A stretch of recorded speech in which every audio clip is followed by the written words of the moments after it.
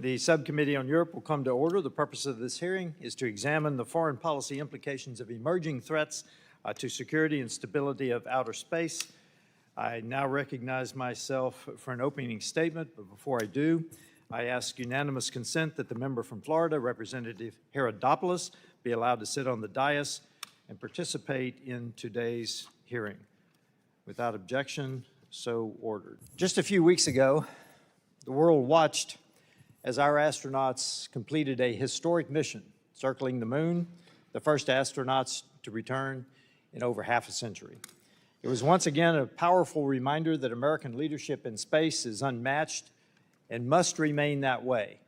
However, the realities in outer space are very much different today than they were 50 years ago. Space is now a congested and contested domain, one the U.S. Space Force characterizes as a warfighting domain. Our hearing today on space security is important as our subcommittee grapples with the question of how to compete effectively and maintain U.S. leadership in a competitive global environment where technology and the nature of conflict are ever changing. Space is an environment where actions can be difficult to attribute, formal norms are limited, and intentions are frequently unclear. China, for example, has engaged in aggressive maneuvers in space, from pushing defunct satellites out of orbit to close proximity operations that the U.S. Space Force has characterized as dogfighting in orbit. It is difficult to distinguish between benign and malign actions in space because so many space systems are dual use, frankly. Put simply, a satellite's grappling arm that may be used to repair another satellite in peacetime could, in wartime, be employed to disable a U.S. reconnaissance or military communications satellite. The competition is not only playing out in orbit, but also here on Earth. China is rapidly expanding space partnerships in developing countries, investing in ground infrastructure to improve tracking, monitoring, and launch capabilities. And while China has now surpassed Russia as America's greatest challenger in space, Russia still maintains a formidable space program. For years, the Russians have been deploying a nuclear-capable anti-satellite weapon that, if employed, would have devastating impacts on satellite operations in low Earth orbit. At the same time, concerns in outer space extend well beyond counter space capabilities. The competition for space superiority is also front and center in the civil, commercial, and diplomatic realms. Programs like NASA's Artemis Accords, in coordination with the U.S. State Department, show how American leadership in space strengthens our alliances and advances U.S. interests. 63 countries have signed on, establishing a shared framework to guide the civil exploration and use of outer space. But China is working aggressively to challenge that leadership, from lunar base ambitions to expanding satellite constellations through the International Telecommunications Union, the ITU. That is why it is encouraging to see the State Department prioritizing these emerging challenges. Secretary Rubio created a new Bureau of Emerging Threats, which, among other priorities, will focus on the very space security issues we are discussing today.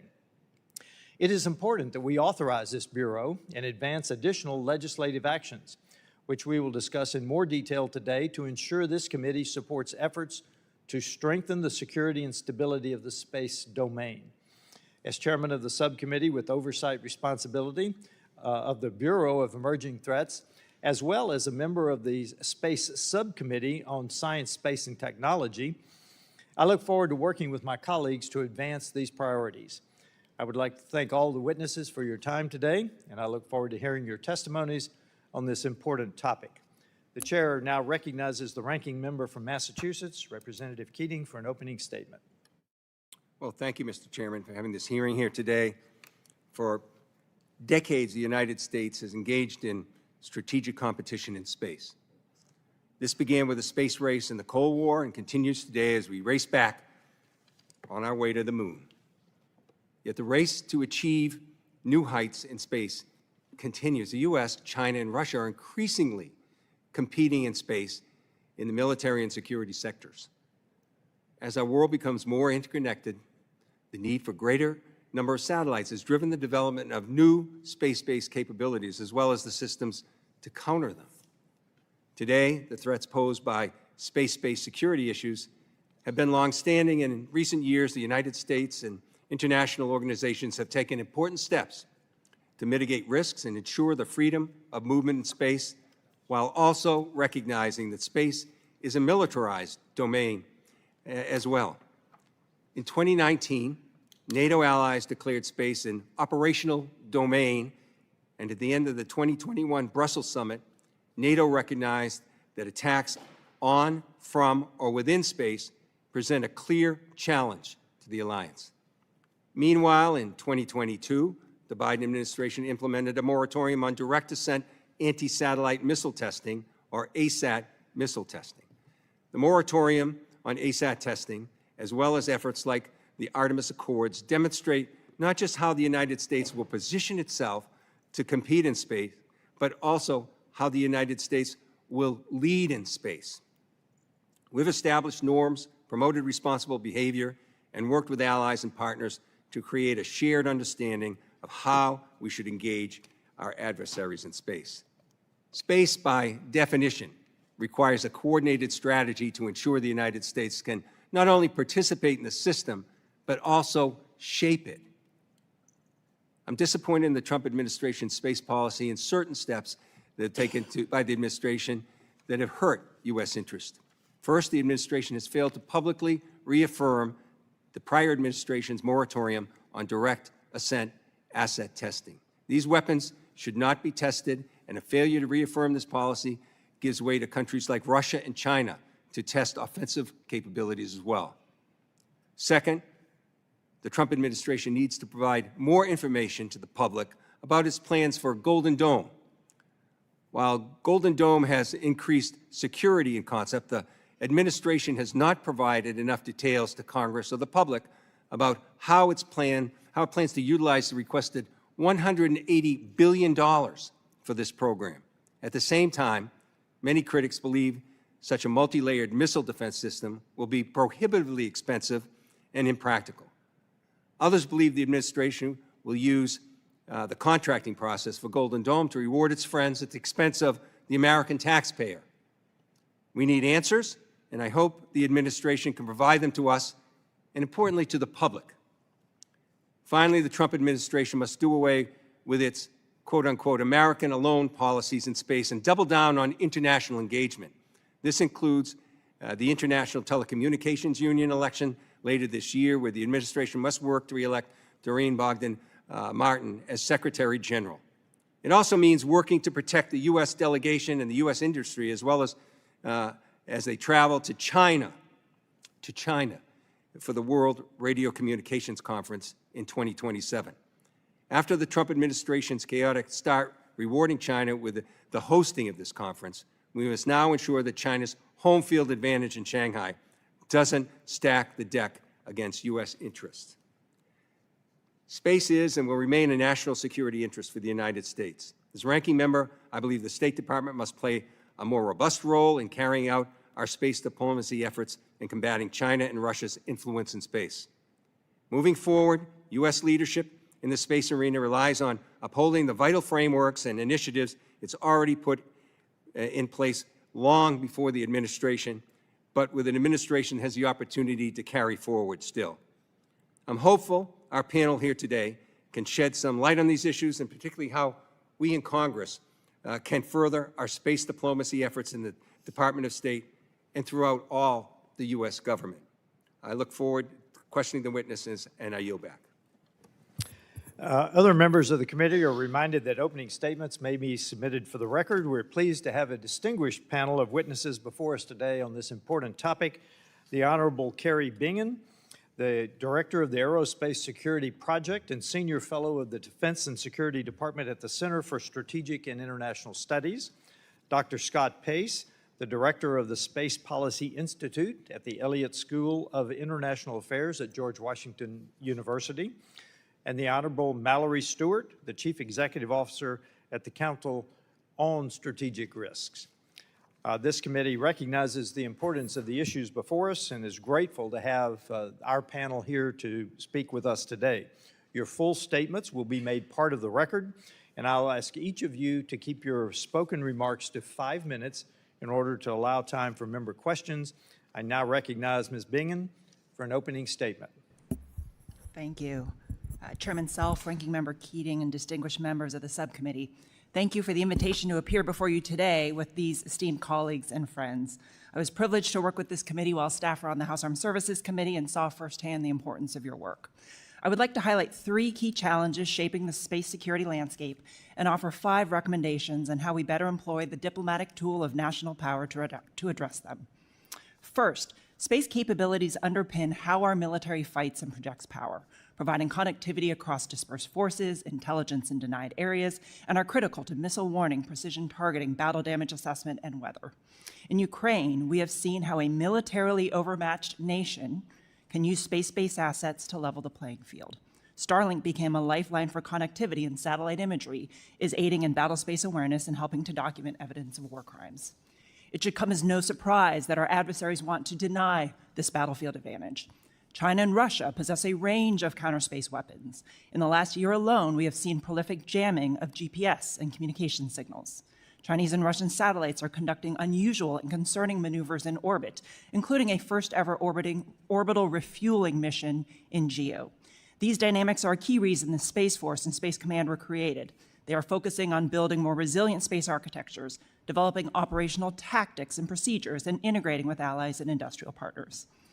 A second trend is the rise of commercial space. More than 80% of satellites on orbit are commercial, and over 100 countries now operate in space. With more actors in space, broader access to technology, and greater economic stakes, global competition is intensifying.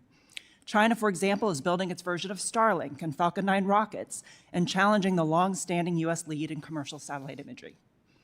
One consequence of this new dynamic is a far more transparent battlefield. Persistent surveillance from worldwide remote sensing satellites means that military movements and signatures are increasingly visible. This is playing out in real time in the Middle East, where U.S. firms have withheld satellite imagery to protect U.S. forces in the region and avoid aiding adversaries, while foreign providers, including Chinese companies, continue to supply similar data.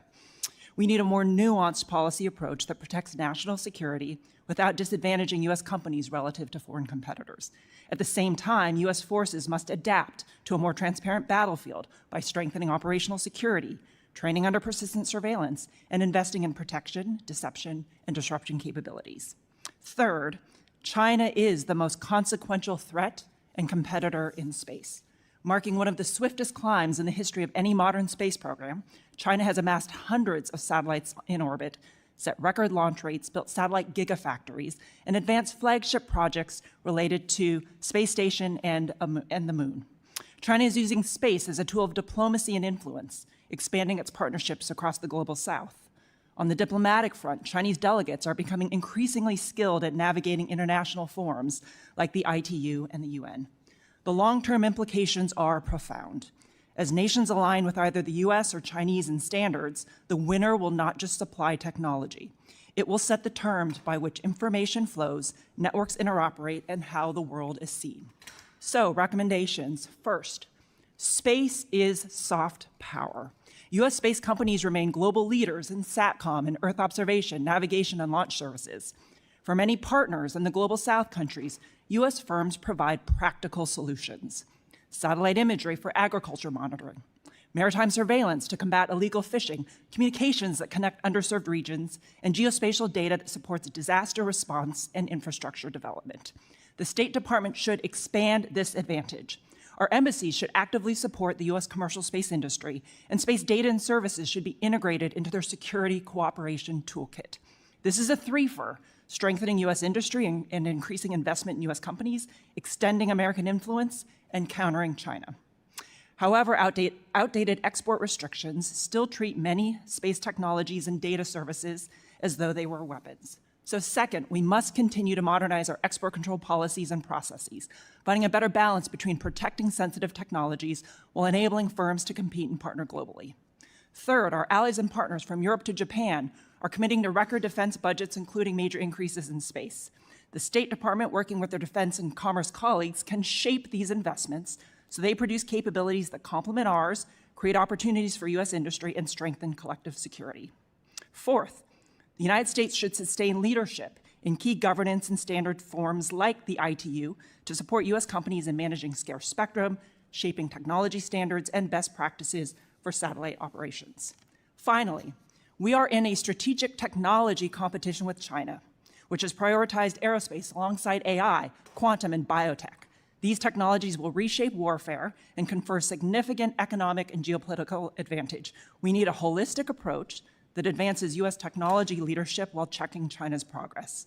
This will require deepening states' technical expertise and better integrating it with diplomatic tools. So I'm hopeful that the new Bureau of Emerging Threats can provide such focus. The United States leads in space today, but that lead is not assured. Sustaining our strategic advantage in space will require urgent action at home, strong partnerships abroad, and continued leadership in shaping the future of the domain. Thank you for your time today, and I look forward to your questions. Thank you. I now recognize Dr. Pace for an opening statement. Thank you. Chairman Self, Ranking Member Keating, and distinguished members of this subcommittee, thank you for holding this important hearing, and thank you also for the panel you've assembled here with some honored colleagues that I've worked with for many years. In light of ongoing military operations, disruptive technologies, and shifting balances of power, this is a very timely opportunity to consider American space enterprise, and in particular, the role of diplomacy at the U.S. State Department. We have moved from a bipolar contest between the United States and the Soviet Union into a crowded field defined by globalization, democratization, rise of new space. The United States Space Forces envisions its future operating environment as being what they call a heteropolar world order, a global system defined by uneven concentrations of capability where the United States and China hold dominant but asymmetric influence. Our most visible space effort, the Artemis program, is not a military effort, but it is a geopolitical instrument of national security and diplomacy. It signals that the United States intends to lead an international and commercial coalition built on transparency, shared expectations, and a sustainable presence. For the State Department to meet the demands of this new strategic landscape in space, I offer a few recommendations. First, of course, strengthen the T and E family coordination. The recent reorganization that merged arms control and nonproliferation into a Bureau of Arms Control and Nonproliferation, I believe, is the logical one. Disarmament and nonproliferation are two sides of the same coin, so aligning these functions within the department to act more efficiently to address threats from weapons of mass destruction, including those that may use the space domain. This should not neglect the civil side of space, as represented by the Office of Space Affairs in the E family, and the role played by multilateral institutions, such as the UN Committee on the Peaceful Uses of Outer Space. Civil, security, economic interests are all important to U.S. foreign policy. As was mentioned, a focus on the ITU in the upcoming World Radio Conference 2027 is crucial. The department must take an assertive lead on ITU matters, not leave it to others, speaking with a unified voice for the administration to balance the equities of both government and the private sector. The work team needs to be fully resourced and engage early with regional blocs, such as in the Americas, Asia Pacific, and of course Europe, to enter into Work 27 with a coalition that can defend a rules-based spectrum governance. Next, complete space export control reforms. As was mentioned, the State Department should finalize the space export control reform regulations that were released for public comment in late 2024. We need to ensure industry feedback is incorporated, and it's crucial that foreign commercial availability is evaluated on the front end of the process so U.S. firms are not restricted from selling technology that is in fact already accessible on the global market. Third, strengthen allied space security dialogues. The U.S. should move beyond episodic consultations to include space security and annualized dialogues with priority allies, especially in the Indo-Pacific region, such as Japan, Australia, India, and South Korea. These dialogues should explicitly integrate space into broader defense and deterrence conversations, aligning threat perceptions, and pre-negotiating crisis response procedures. Next, expand a space-literate diplomatic cadre. I'm in international affairs school, so teaching more space to international affairs majors is a pet project. The department should develop and maintain a cadre of space-literate diplomats who can serve as resident experts in key embassies and multilateral missions. This expertise can draw upon other agencies like NASA and the Department of War who have representatives at U.S. embassies, but we need a whole-of-government representation at our embassies, one team, one fight, to ensure our commercial and space security interests are embedded in our diplomatic engagements in a more integrated way. In conclusion, space activities touch all aspects of our national life. The rules of this new frontier will be made by those who show up, not those who stay behind. If the United States and its partners lead, we can ensure the space environment remains safe, stable, and conducive to our values of liberty, democracy, rule of law, and free market principles. And that should be a guiding goal of U.S. space diplomacy. Thank you for your time, and I look forward to your questions. Thank you. I now recognize Ms. Stewart for an opening statement.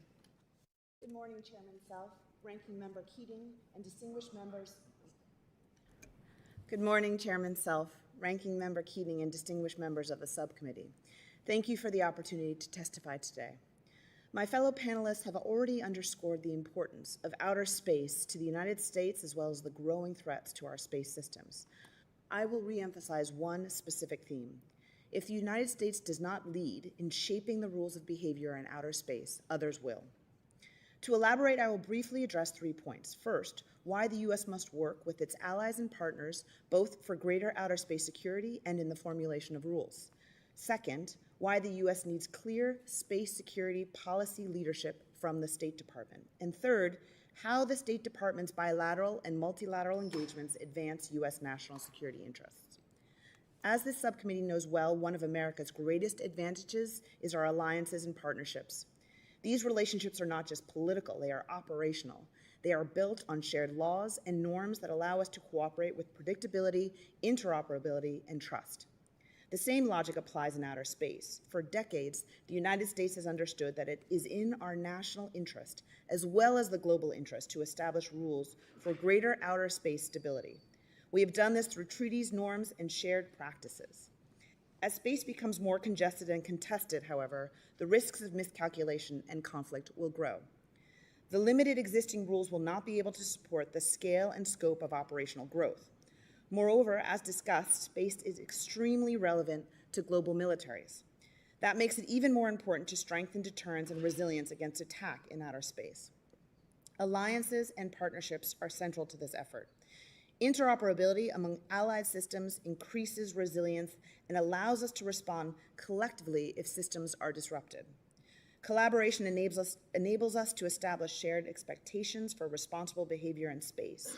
Establishing such expectations in the form of rules helps us deter and identify anomalous or intentionally irresponsible behaviors, giving us more time to protect and defend our collective assets. For the strongest possible partnerships, trust is critical. Without it, cooperation declines and normative deterrence is not possible. To sustain our partners' trust, the United States must demonstrate that its approach serves collective and not just national interests. This is where U.S. diplomacy plays a central role. Russia and China have promoted a narrative that the United States seeks to dominate space, and they have proposed to legally ban all space-based weapons. Putting aside that their proposed treaty fails to address their own ground-based cyber and dual-use capabilities, the text itself lacks a clear definition of a space weapon. Because any satellite in space could be used as a weapon, such a legal prohibition would be meaningless, unenforceable, and would not improve space security. The United States has taken a different approach to space rules, focusing on observable, verifiable behaviors. A clear example is the 2022 initiative to ban direct descent debris-generating anti-satellite tests. Despite Russian opposition, this effort gained the global support of 155 nations in the United Nations. That success was not automatic. It required sustained, coordinated diplomacy to demonstrate that the initiative benefited all nations. This is what space policy leadership should look like. Support for practical, verifiable rules that enhance our collective security and outer space stability. But effective U.S. diplomacy abroad depends on close coordination at home. Today, responsibility for space security is spread across multiple U.S. agencies and within multiple State Department bureaus.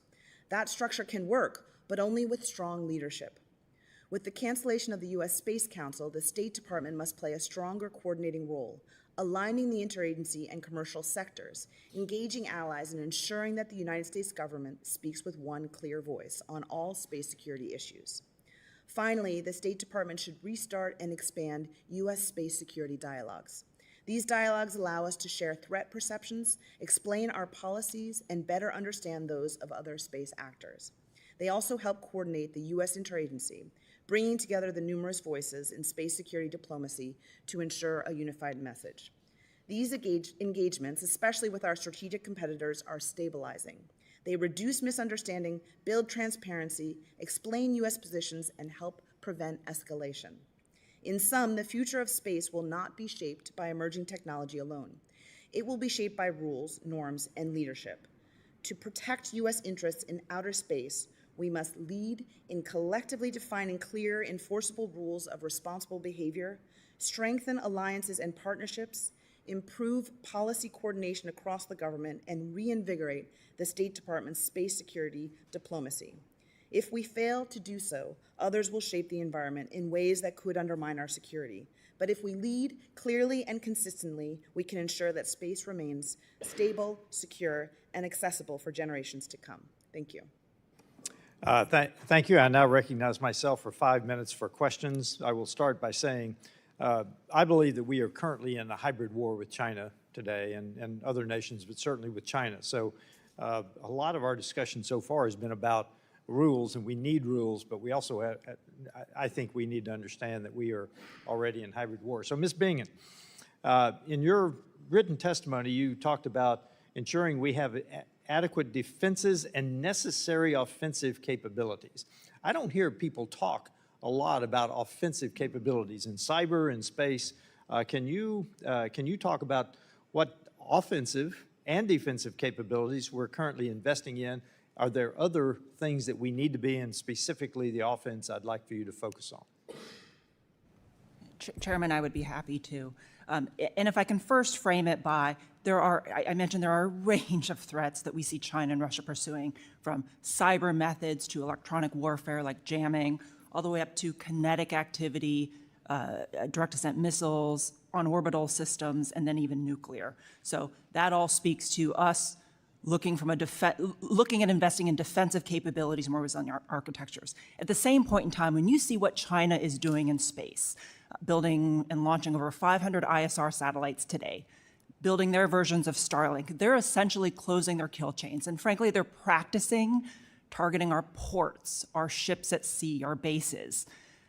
When you think of an Indo-Pacific scenario, so much of our military connectivity, our command and control, our ISR, our eyes, our ears, our ability to communicate rests in space. The Chinese know that. They're also taking advantage of space to target our forces on the ground. It raises the question of we also need capability to hold at risk their ability to see us, to target our forces on the ground. It doesn't have to, there are options. You can do it kinetically, you can do it non-kinetically. But we are now at a time where space is being used against our joint force, and we need to have tools in the toolkit to hold that at risk the same way that they hold our systems at risk. Thank you. Dr. Pace, Ms. Bingen again, you also said delivering capabilities that would support our allies' security needs. What do you think that looks like? Is that like our FMS program for weapons systems? Are we talking about money? Are we talking about equipment? What are we talking about there when you delivering capabilities to our allies? It's a range of options. It's everything from our industry building satellites and providing them as part of a sovereign architecture for Japan or for... But how do we do that? I've got that. How do we do that? Is this an FMS system, a DCS system? I think it can be all of the above. I think it can be direct commercial sales. It can be through FMS and security cooperation. It can be providing hardware. It can be providing software. Do we have that today? Providing services. Do we have that today? To some degree, we do. And I mentioned a bit briefly, sir, there are some of our export constraints, ITAR in particular, is inhibiting certain sales and provision of data, but it is allowing for others. So it is a mixed scorecard. Which brings me to one of the points you made. We need more nuanced policies in your spoken testimony. What are those nuanced policies? You're talking about ITAR? That's one of the export control. That's one of them, and I would recognize. I mean, this committee's done a tremendous amount of work in this area.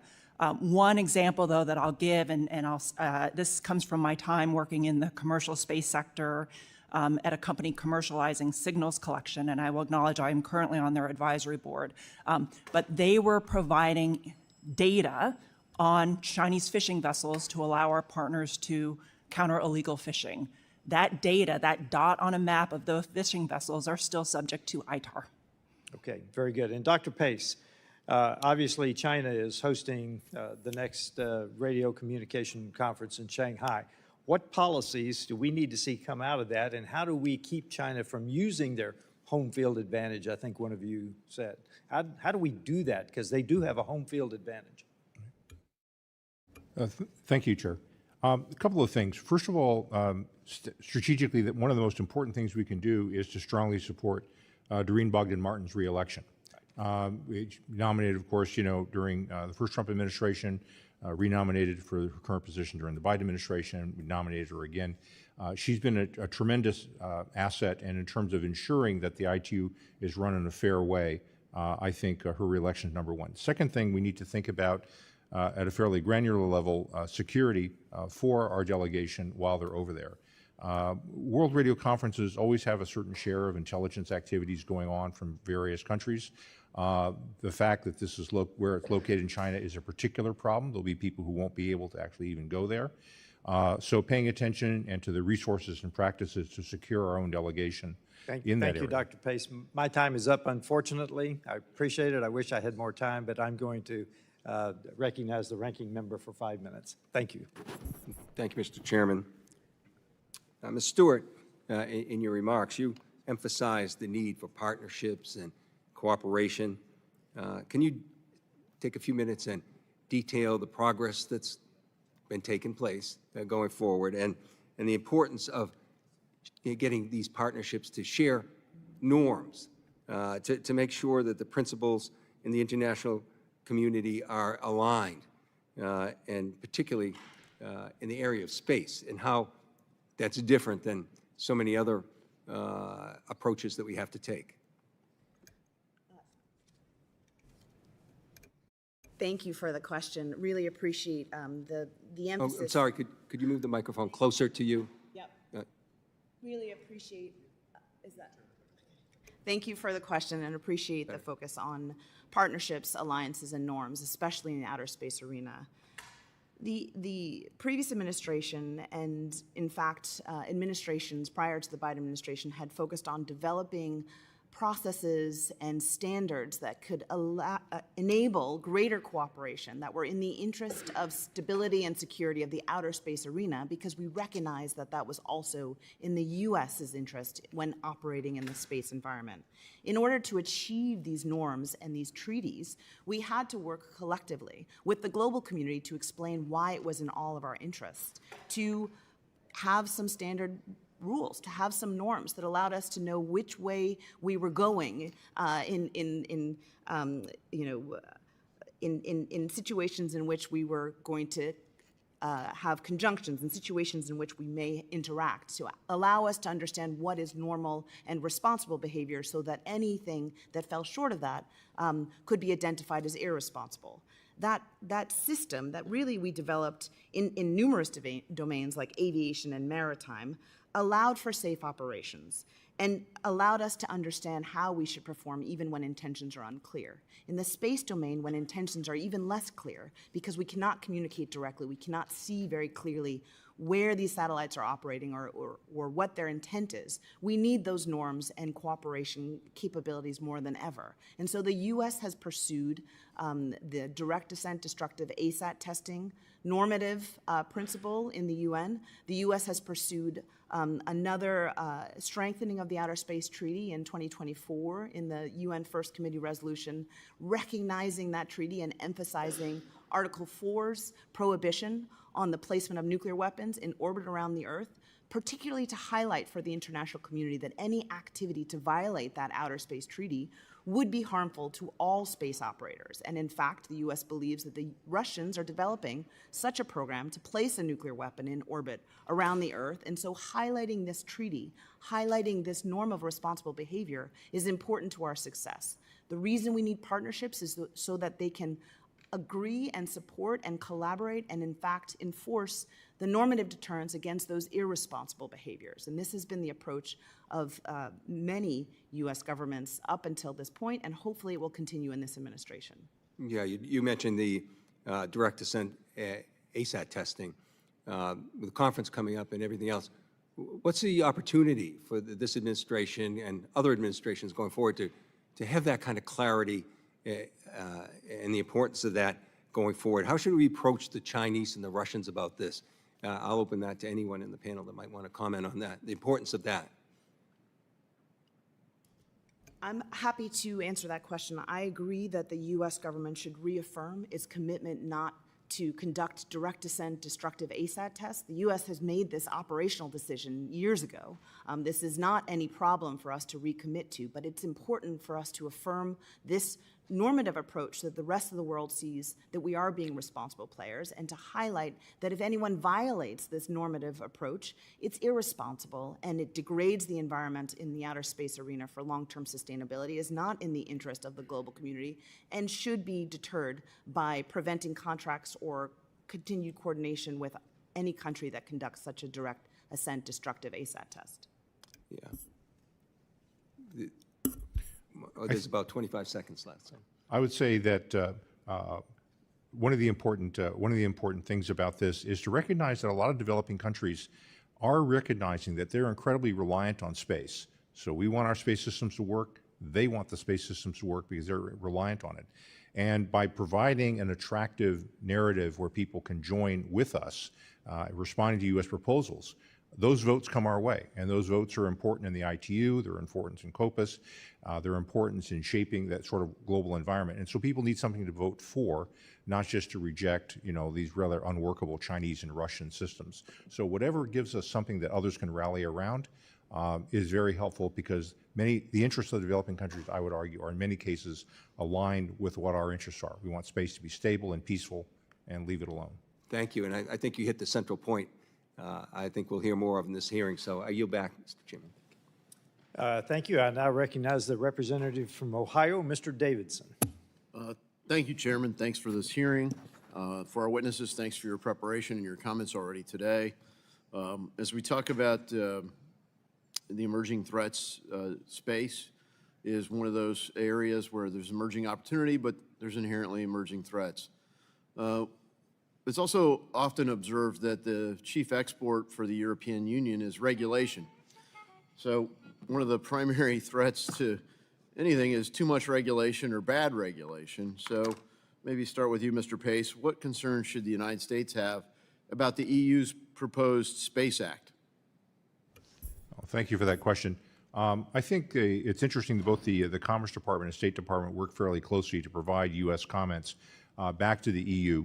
And it's also fair to say we have a number of problems with that. The EU desire to regulate and, in many cases, put up barriers to U.S. firms being able to operate inside the EU is a serious one. In many cases, if you look at the language, it looks like it could be okay, but on the other hand, it could be interpreted so many different directions. And so because of that vagueness, because of that uncertainty, I think there are a number of problems with it. One of the ones that are particularly keen interest to me are some of the requirements on cybersecurity. Some of the EU requirements there are fairly onerous, fairly expensive, and I suspect would probably hurt European firms as much, if not more, than ourselves. So Europe is playing its hand, I think, in regulation, but it's not really a good one. I wish they were doing more in other areas to be good partners with us, including in defense and burden sharing, as well as working with us in multilateral forums, as was described. Yeah, I think they're pretty already well-staffed on regulation. So they haven't staffed up on space and defense. Do they have an autonomous space capability, or to what extent do they depend on the United States? They do have a lot of capable technology, and therefore it's disappointing they don't do some more with it. They're deeply concerned about the state of commercial industry because they see that as a source of innovation and power part of the United States, and they're concerned with how do they keep up with it. But they're not really doing the kind of reforms I personally would argue for in terms of slimming their own regulation, putting more private equity and financing into their markets, and putting on a more entrepreneurial end. There are things they could do, they recognize they can do. It's been hard for them to bring themselves to just pull the trigger and do what they need to do to compete. Yeah, so as we look at our relationship with historic allies in Europe, are we at least united in the threat and challenge posed by China and Russia? I believe there's a common sense. I'll defer maybe to my colleagues here, but there is a recognition of the threat. There is a lot of good discussion at the working and operational levels, I think, within NATO and within the military.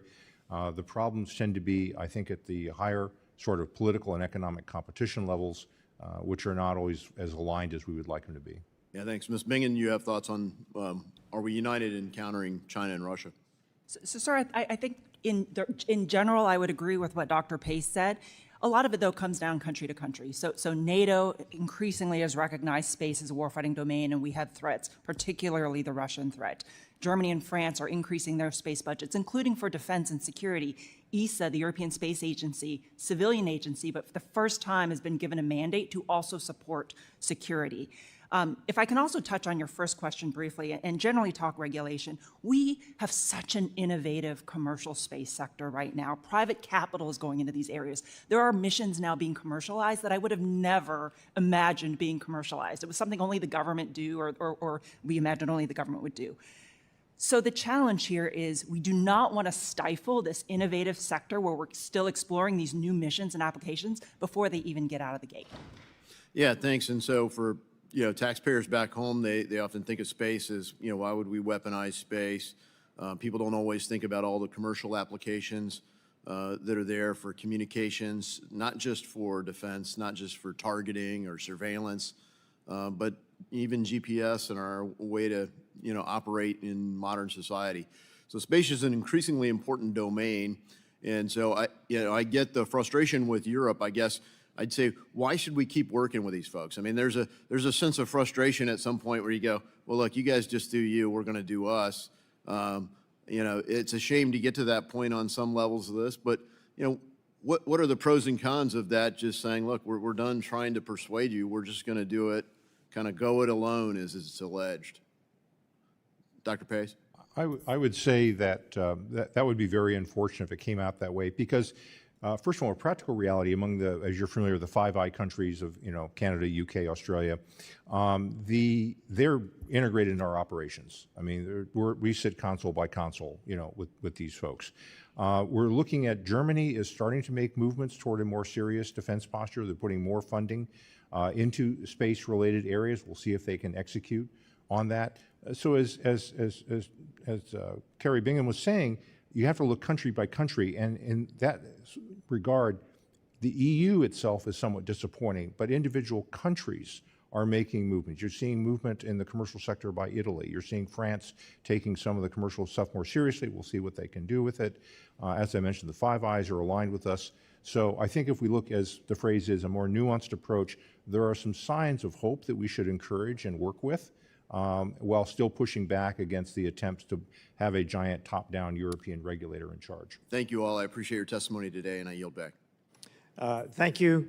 We are already 16 minutes into a vote, so this committee will recess for votes, and we will return.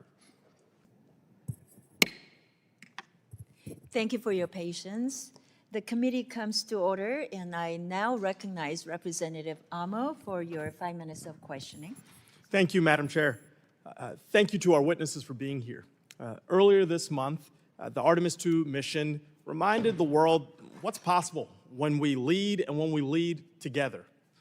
This wasn't just an American achievement, as you know. It included partners in Canada, one brave astronaut, Jeremy Hansen, and it was built on decades of cooperation from partners around the world.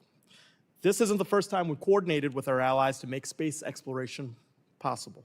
The world watched Neil Armstrong take a giant leap for mankind, thanks to scientists in Australia relaying the broadcast from space around the world.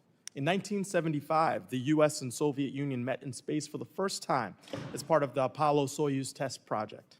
And since 2000, the International Space Station has served as a microgravity laboratory, bringing together astronauts from 26 different nations to conduct groundbreaking research.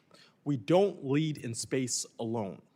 We lead by bringing others with us. We lead by setting the rules, shaping the standards, and ensuring that space remains peaceful, stable, and accessible. That's why I'm working with Congressman French Hill to pass the Taiwan and American Space Assistance Act, also known as the TASA Act. Our bill would help NASA NOAA, and the State Department coordinate more effectively with Taiwan on space exploration, satellite programs, atmospheric research, and, importantly, science education. It's also why efforts like the Artemis Accords are so important. They bring countries together around shared principles and avoiding a destabilizing race in orbit. And just last week, Jordan became the 63rd signatory of the Accords, and we hope to welcome additional countries to the Accords as the Artemis program continues. So I'd like to start with Ms. Stewart. How does the international cooperation in space, like the Artemis Accords, benefit the United States? Thank you so much for that question. Absolutely agree that the Artemis Accords benefits the United States because it brings everyone together on the shared principles of supporting the Outer Space Treaty, of sustainability and safety. It coordinates our efforts toward a common goal of cooperation, of understanding where we're coming from and where we want to achieve greater scientific progress, civilian benefits across the board for all participants.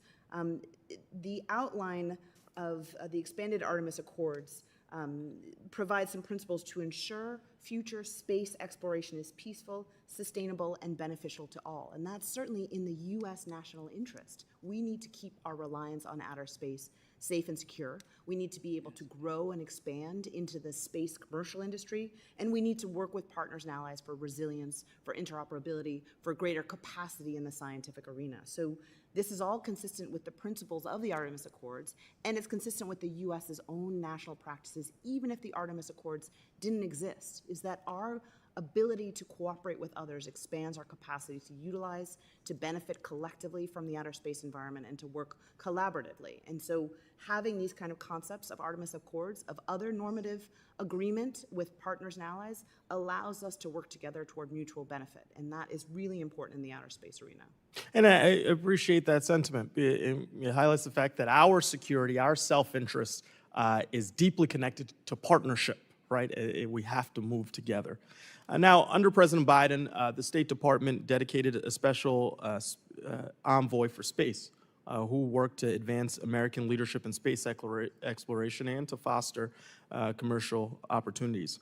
But unfortunately, President Trump eliminated both the Office of Science and Technology Cooperation and the Science Envoy program, weakening our ability to lead and coordinate globally.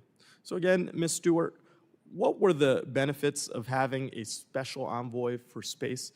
What opportunities is the United States missing out on now that that role was eliminated by the Trump administration? Any opportunity to coordinate the complex issues in the outer space environment, the complex sort of reliance we have from commercial to science to military and other reliance purposes is important. And to have one special representative who could help as an envoy bring all of that together, understand it more clearly, and even be a figure for the international community to reach out to if they had questions, if they wanted to understand better or cooperate with us. That was valuable, and that was seen as beneficial to the U.S. national interests. In the absence of a special envoy, we need to understand who are the touch points, who can provide the communication, coordinate everyone, and be available to other governments and other partners in the commercial arena to help guide those conversations toward cooperation. I think, you know, in the absence of the U.S. Science Envoy program at the State Department, specifically having that science envoy for space, we should figure out how we enable that coordination, the cooperation, and the voice that can represent the U.S. government. Thank you. My time has expired, but I appreciate you highlighting that space personnel yields good space policy, and we have to continue working together with that. I yield back. Good. I now recognize myself.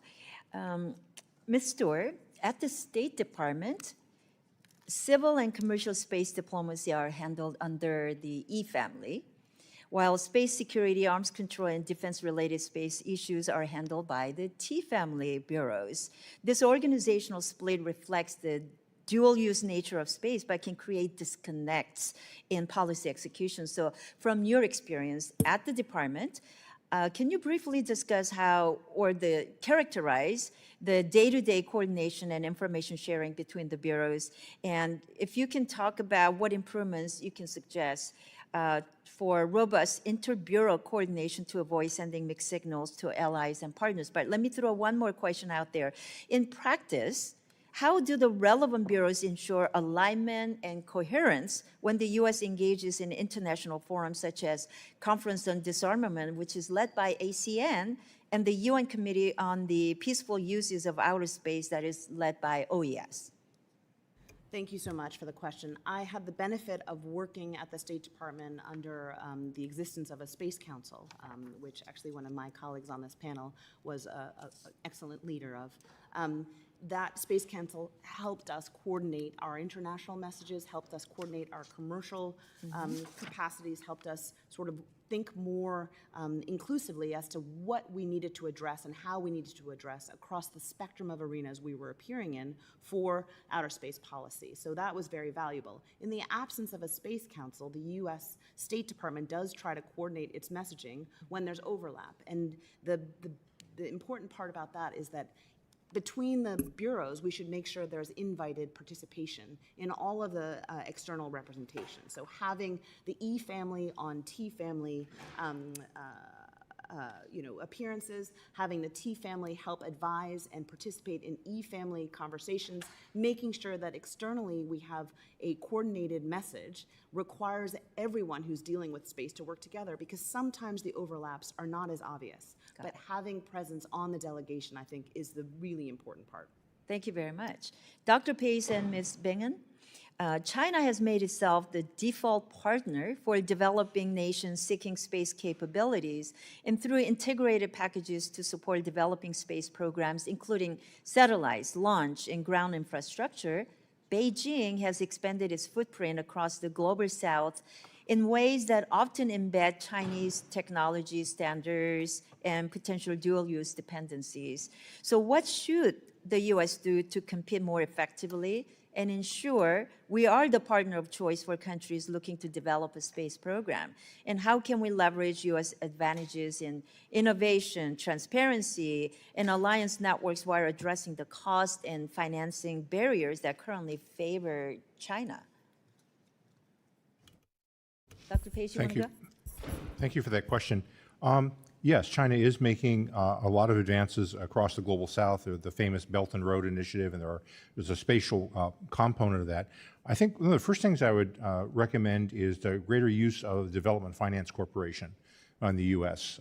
We have capabilities at DFC, XM Bank, and so forth that have not really been specifically space-focused. And some of the kinds of investments that developing countries need are quite a bit less than ports and harbors and other kinds of things that DFC is used to. So I think that's an underutilized capability that could be leveraged even further if it's coordinated with overseas support, say with countries like Japan and Korea that do international aid, but we could coordinate more coherently across the Asia-Pacific region. And then lastly, I'll say that the Artemis program itself, we have a number of signatories that are fairly small, and the question is, well, what are they going to do? This is where I think NASA, in talking about increasing the number of robotic missions to the moon, there's an opportunity to provide more payload opportunities for those countries to contribute small payloads that they can't afford, to then help us increase the cadence of activities on the moon, and that countries that are even fairly modest can be a part of this effort. So I think that will also help in outreach by giving an alternative to the China narrative that otherwise would be out there. Thank you. Ms. Bingham, can you add to that? Yeah, Congressman, absolutely. What I see is China is using these space as a tool of diplomacy and influence. So they're expanding their presence, their ground infrastructure across Latin America, across Africa. We see countless examples of that, and some colleagues at CSIS have done a fantastic job through a program called the Hidden Reach series.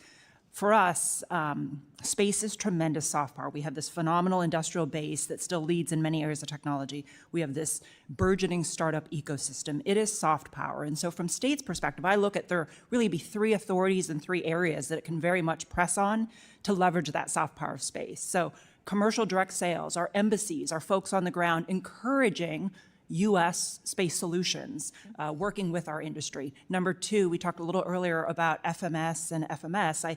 It's traditionally been focused on ships and aircraft, but I think there's a space component to that we need to look at and think creatively about. And then third, security cooperation. Our security cooperation officers in these embassies is to look at those authorities and what space data and services can be brought to bear for maritime domain awareness, resource management, et cetera. Thank you very much. I now recognize Representative Titus for 5 minutes. Thank you. Thank you very much. I'm sorry that Chairman's gone because I wanted to direct some of this to him, but thank you for sitting in for him. I'm really still trying to understand why we're talking about space today when there are so many other issues in the subcommittee's jurisdiction that we could be talking about that are happening like on Earth. We've got the war in Ukraine that continues to rage. We've got democracy that's backsliding in Europe. You've got energy insecurity that remains top of mind for our European allies and partners. You got USAID's dissolution, which spurs worldwide health crises. You've got rising authoritarian influence throughout Eurasia, and that doesn't even take into account Trump's war of choice against Iran, which is having an impact on Europe, raising gas prices, fertilizer prices, and we've even seen the Iranian drone attack on Cyprus, which is a critical partner of ours in the Eastern Mediterranean. Now, I'm wondering if perhaps we're having this hearing to distract from the administration's failure to meaningfully address any of those major issues here on Earth. I don't mean to imply that space doesn't matter. It certainly does. Mr. Keating laid out lots of reasons why, and our witnesses have talked about that. But, you know, if the majority were serious about space security, as the chairman alleges, they might start by supporting the very institutions that makes American leadership in space possible. Oh, they're doing just the opposite, as it turns out. The Trump administration has proposed cutting NASA's budget by roughly 23%. That's about $5.6 billion. They're slashing the science programs by nearly half, effectively eliminating dozens of missions. They've removed every member of the board overseeing the National Science Foundation just a few days ago. But here we are holding hearings about space security and yet at the same time undermining the very infrastructure that underpins our competitiveness in this field. And that doesn't even take into account STEM education. That's the pipeline for the next generation of scientists and engineers who will be the tip of the spear when it comes to implementing some of the policies that y'all have recommended and addressing some of the threats in space. But the administration has proposed eliminating NASA's Office of STEM Engagement, just getting rid of it altogether, which cuts programs that support students around the country. And at the same time, thousands of research grants have already been canceled or frozen across federal science agencies, disrupting billions of dollars in innovation. All of this is happening while we're sitting here talking about how we need to be superior in space. So what is the goal here? Because from where I'm sitting, it looks like a commitment to space security and a commitment to talking about space while you're dismantling the very capabilities that make space leadership possible is just counterproductive.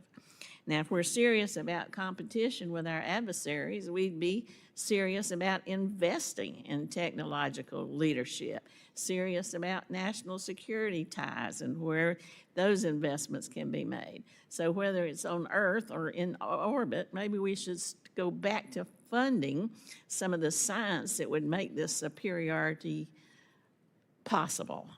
And we should address the urgent geopolitical challenges that are right here on Earth in front of us before we start speculating about what's going to happen in space.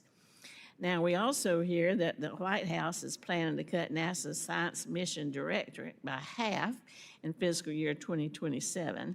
Scientific research missions rely on government funding to survive. Without that funding, the programs focused on innovative research and exploration are just going to disappear. Ms. Stewart, how do you justify cutting funding, and how is that going to undermine our stated priority of ensuring American space superiority? Thank you, Representative Titus. I agree that we need to support our outer space infrastructure domestically in the science and technology arena, including in the NASA budget context. I don't disagree with what you've said. I think the good news is that there's a lot of agreement on this panel, and it sounds like there's a lot of agreement in this subcommittee of the importance of outer space for our alliance building and our partnerships, and hopefully for the future of our safety and security. So while these cuts are happening and these concerns are valid, I'm hoping that this committee, this subcommittee, and this panel can help encourage greater coordination and cooperation for the future of alliance building, but also for the future sustainability of the outer space environment. Thank you. I yield back. Thank you. I now recognize Representative Moylan of Guam for 5 minutes of your questioning. Thank you, Madam Chair. Thank you to the panel. For Guam, we're really concerned about the Indo-PACOM situation, of course, and our aggressor being the most western soil of the United States, so close to our aggressor in China. I think any support that we can get from, with your efforts here would truly help out Americans in Guam and protect our allies as well. But one thing we also realize as Guam continues to have increase in military readiness in the buildup, especially, military readiness also depends on a resilient local community. Now, if Guam's civilian power grid, communication lines, ports, and hospitals are targeted as a precursor to a space domain conflict, it directly impacts the Space Force personnel and mission. So, Director Bingen, do you believe that the federal government is providing enough dual-use investment in Guam's infrastructure to ensure our space assets remain operational during a regional crisis? And what investments should we be making into our dual-use infrastructure on Guam to harden them against cyber attacks and other threats? Congressman, thanks for that question. I've been fortunate to visit Guam when I was here as a staffer on House Armed Services Committee. It's beautiful, beautiful place, incredibly important to our security. You know, I would say a few things is one, space capabilities have a role in the defense of Guam, period. When I think about, you mentioned, for example, undersea cables and staying connected to the rest of the world and to our, distributed forces across the Indo-Pacific. Space capabilities provide that communications, that command and control, that connectivity. Our missile warning capabilities are key, and there are our key missile defense systems on Guam. Our ability to see threats coming, have that indications and warning to buy our operators and our policymakers some time and space to be able to posture, that all relies on space-based ISR. And then in areas like maritime domain awareness, is having awareness of what's going on, the Chinese fishing fleet, the gray hull vessels, et cetera, that relies on space. So incredibly important. To your point, I mean, we've seen the Chinese pursue cyber methods to penetrate critical infrastructure on Guam. The Chinese are also building an array of space-based ISR, intelligence gathering satellites. They're pairing them with their communication networks so that they can have this high ground to see targets, bases, ports, including in Guam. That is deeply concerning. So, I think one of the key areas for us is putting greater investment in defending our capabilities and providing more resiliency for Guam. But then also, and I mentioned this earlier, sir, is we do not want China to have that unblinking eye over Guam or anywhere else in the Indo-Pacific where our forces are. And so that's going to require us taking some different and new measures to protect our forces and our facilities on the ground. I thank you, and thank you to the panel. Thank you, Madam Chair. I now recognize Representative Costa of California for 5 minutes. Thank you. Thank you very much, Madam Chairperson. I want to associate, first of all, my comments with Representative from Nevada. I think this is an important issue, and my questions will, I think, seek out to underline that. But the issue in Iran and the issue with Ukraine, I think, are also important issues, and we ought to be discussing those as well. All three of you agree that Russia and China are adversaries. And you talked about us taking the leadership while we still can to set up the goals and the rules. Is that correct? See your head nodding there. How do you believe that the United States is going to be able to do that in the development of counter-space weapons then with the threat posed by Russia and China? Who would like to respond? Well, thank you for that question, sir. I think we are capable of creating the counter-space capabilities necessary to hold Russian and Chinese assets at risk, and that hard power is absolutely crucial to ensuring stability and deterrence. But I think that that can't be separate from our diplomatic activities of getting other countries to align with us and find their common interests with us. As I mentioned earlier, many developing countries are very much opposed to conflict in space because they understand their infrastructure would be placed at risk. And I think our allies, Absolutely. that include NATO and other allies in Asia, would be willing to do so too, if we weren't spending so much time belittling their capabilities and their partnership. So why would Russia and China be willing to engage, assuming that we could put together a coalition of the willing to discuss counter-space weapons?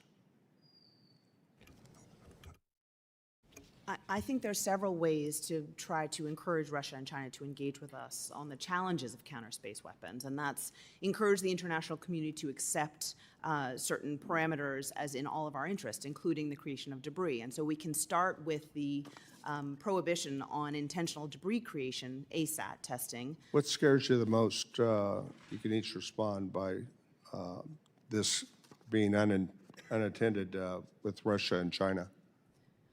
Sorry, what scares me the most on what? If we leave this under the current status quo. I think the arms racing in outer space will continue unabated with no guardrails, and we'll see the diminishment of the sustainability of the arena through creation of debris, potentially through the placement of a nuclear weapon on orbit or other violations of the Outer Space Treaty. Carrie Benjamin, what scares you the most? I think at the ultimate end, it's a threat like Russia's nuclear anti-satellite capability that, if deployed, could lay waste to entire swaths of orbits in space that we use not just for security, but for civilian science, for commerce. Well, we haven't even begun to talk about the potential in North Korea, an outlier, to capably have the ability to create havoc.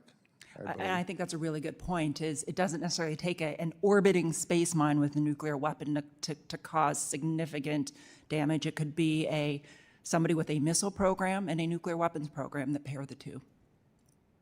And so what would be the goals and that you think, if we were to bring together such a dialogue, as you referenced it, that we should be aspiring to? What goals?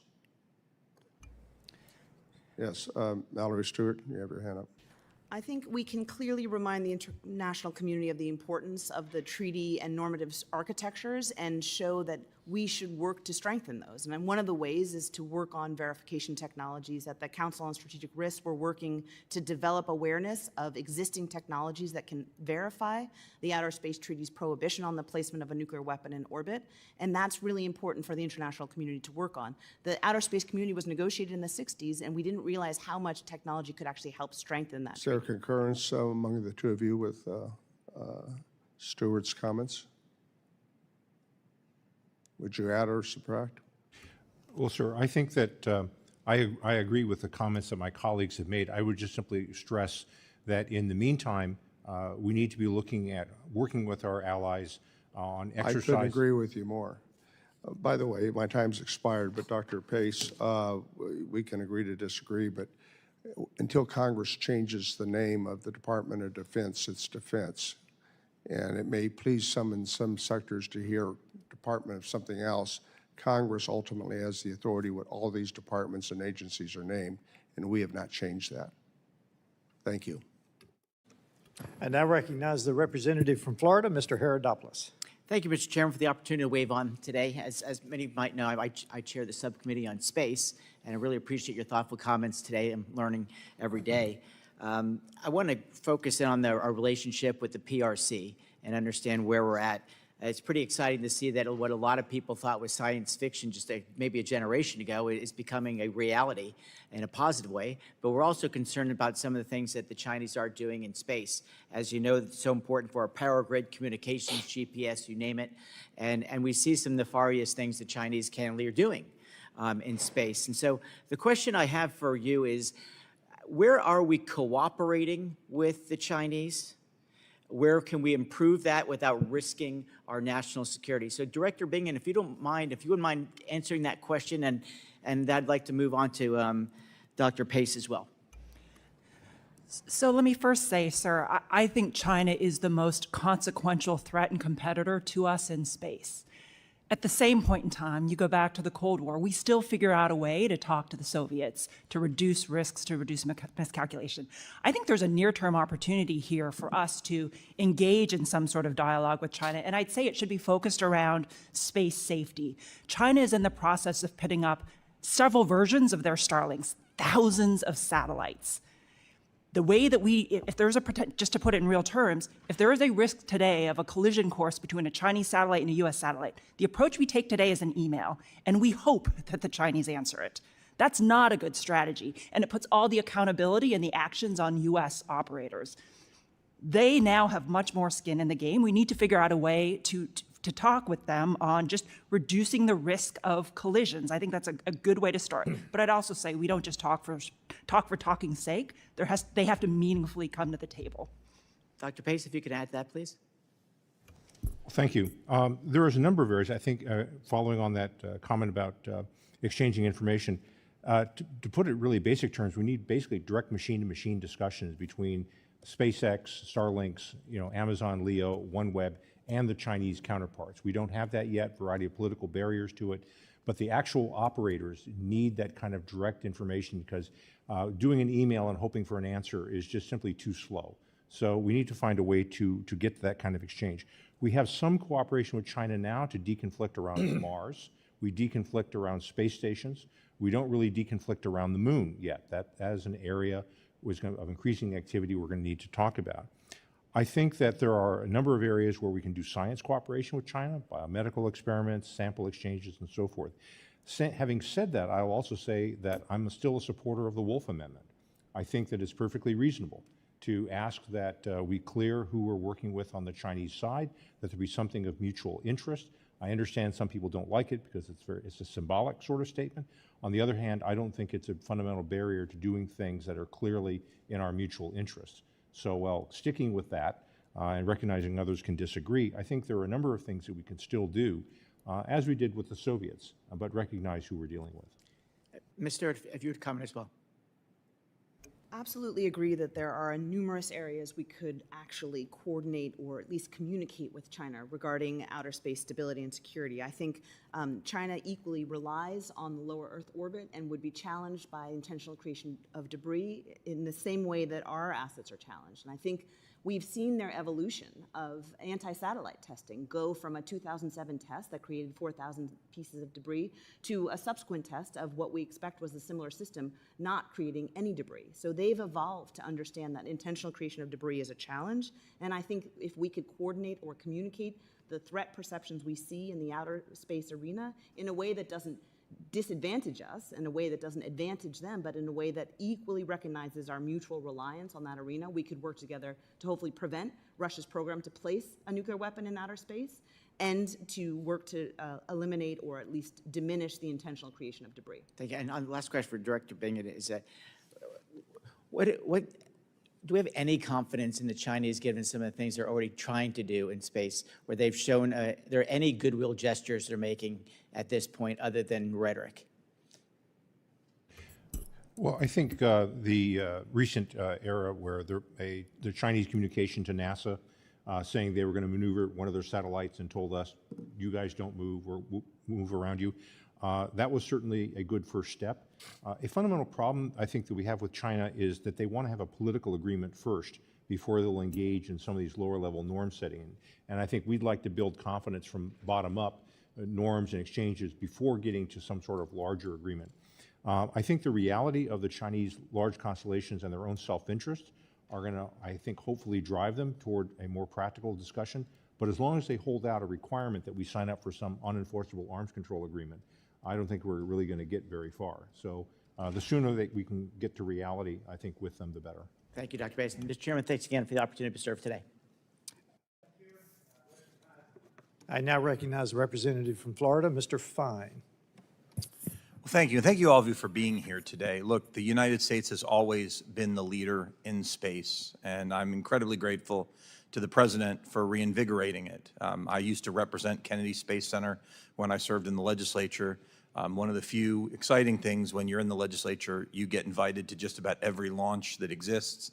And I was privileged to see both America's returned to manned spaceflight, Artemis 1 and Artemis 2. It is part of what makes America, America. It's what makes our kids inspired to be involved in science and math. But as we've also seen now, it is not just about the science. It is also a potential weapon that could be used by our adversaries around the world. I am very concerned about China, as I know many people are. I think China sees itself at war with us. I think we don't oftentimes look at it the same way. And so my question, and I'll open it to any of you who want to take a shot at, China's building terrestrial space infrastructure around the world, but most prominently in Africa and here in the Western Hemisphere. Many of these systems could be described as dual use. How could a commercial or scientific ground station also support military or intelligence activities? I'll open that to whichever one of you would like to answer.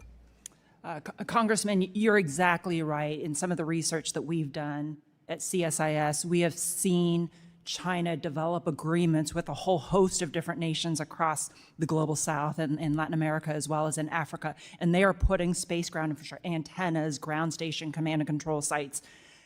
It's basic technology, software and hardware that allows those ground stations and those antennas to communicate with a government system or a commercial system. But here's the catch to the point you were making, sir, is in China is even though they're starting to build out a commercial space sector, it's still very heavily driven by the PLA and the state, financing, policy, even the priorities for what that commercial sector does. So it is hard for me to, at this point in time, sit here and say, this is purely just commercial and dual. So your statement is basically there really is no difference between commercial and military space in China today. It is hard to make that distinction. If I can add one more thing, sir, Yeah. is we're seeing not just them build out infrastructure, put many more satellites into orbit, but we're also seeing them build out their own space industrial base. You know, we sit here, we talk about the imbalance in shipbuilding or drones.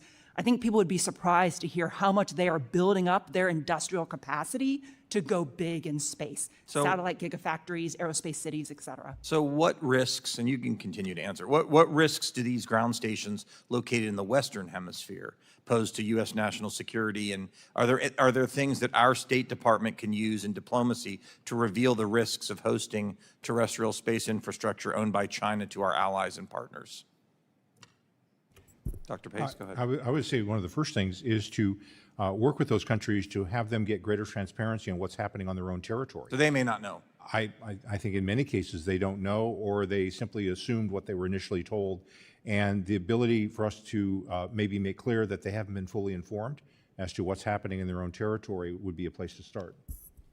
I would just add to that in some of these countries, they don't even have access to these facilities, that they've been built by the Chinese. They were told that they would have access and learn from it to their advantage, these local. And then they don't. Exactly. And They don't keep their word, huh? Exactly. And raising that point Doctor. with them and highlighting that this is a challenge for their own participation in the arms race that's happening in outer space, and they could be implicated by supporting China's All right, development. so I only have 1 minute left, so let me ask this question then, and we'll start with you, Mrs. Stewart. What actions can Congress take? What could we do to discourage nations in our hemisphere from hosting these dual use, which may not be dual use, terrestrial space infrastructure? What can we do about it? I think there's several things that could be done. I think raising the awareness in these countries is something the State Department should be required to do through its conversations of space security dialogues, whether these dialogues are part of new conversations or part of 2+2 or military analysis conversations, but raising awareness in those countries of the need for them to understand exactly what's happening on their territory is something Congress can ask the State Department to focus on. Dr. Pace? I would also say this is where we can look at, as I mentioned earlier, Development Finance Corporation and others, so that the Chinese aren't the only ones out there offering, potential terms and conditions for their own developments. I think the commercial space industry in the United States, supported by the U.S. government as part of the foreign policy interest of the United States, can make headway in a lot of those countries who are interested in being part of a growing commercial space industry worldwide. It's attractive, and they want to be a part of it. And I wish I had time, but I'm out of time, so maybe someone else will ask. But thank you all for being here and addressing this real issue that faces the United States. Thank you, Mr. Chairman. I yield back. Thank you, and I'm going to start a second round if anyone wants to stay for a second round. I want to talk about what you were just discussing, freedom versus a command economy. We saw this under the Soviet Union. Back in the Cold War, we thought the Russians were 7 feet tall, and in fact, I commanded a tactical nuclear weapon in a Special Forces detachment. We carried a little man-portable nuke. Our sole mission was to go deep to stop operational maneuver groups coming out of deep Russia, because we thought that they could overwhelm NATO. I think we're in the same situation because we figured out the Soviet Union was a command economy, and eventually that falls. So we're in the same situation. Now, I want to read just from several sources here about the Trump administration perspective on space. First of all, from the EO, superiority in space is a measure of national vision and willpower, and the technologies Americans develop to achieve it contribute substantially to the nation's strength, security, and prosperity. The United States must therefore pursue a space policy that will extend the reach of human discovery, secure the nation's vital economic and security interests, unleash commercial development, and lay the foundation for a new space age. That's in the EO. Then we have to understand that for the United States Space Force, we're investing more than $75 billion. It nearly doubles the budget for the U.S. Space Force. And lastly, under this subcommittee, we have the Bureau of Emerging Threats, and frankly, they are charged to safeguard our national security against cyber attacks, the weaponization of space, and similar malicious efforts. So to say that the Trump administration is ignoring space and space security is a misstatement.